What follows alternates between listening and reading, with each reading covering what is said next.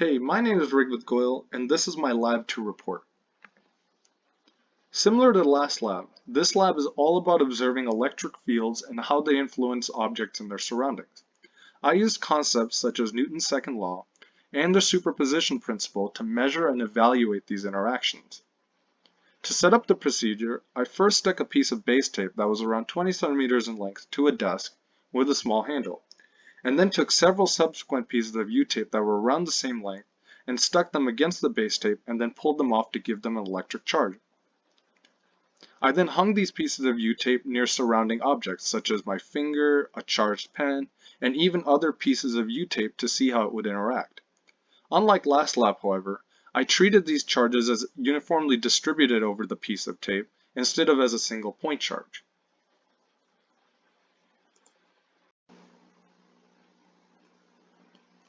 Many of the observations that I made throughout the lab were similar to the ones I made in the last lab. When I charged two pieces of U-tape, I predicted that they would repel each other given that they would most likely have the same charge, and I was correct, as when I hung these two pieces near each other, they would repel. Next, when I hung a piece of U-tape near a charged pen, I found that the tape was actually attracted to the pen, and since the pen had a negative charge, it can be concluded that the U-tape had a positive charge, since opposing charges attract.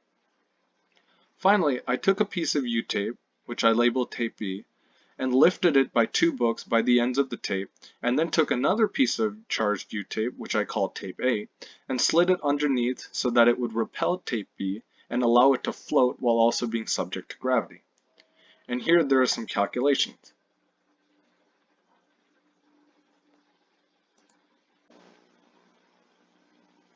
For the code, I made some assumptions. First off, I ignored air resistance.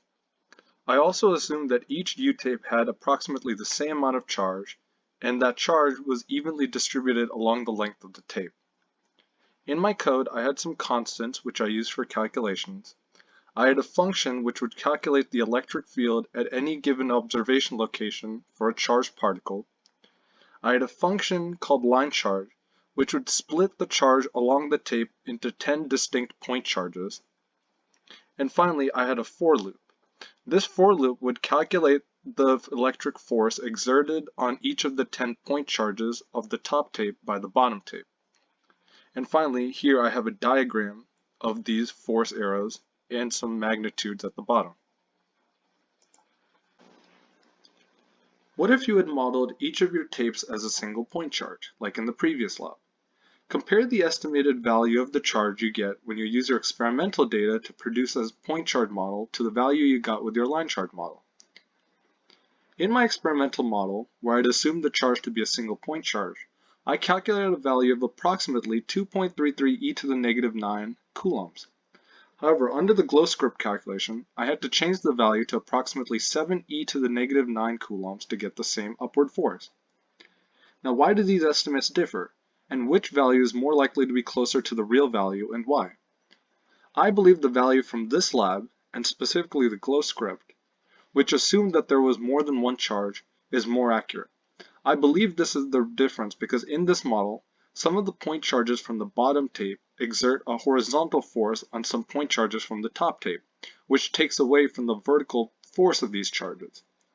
This is more accurate since in reality, the charge is distributed over tiny sections of the tape and isn't concentrated in one single location.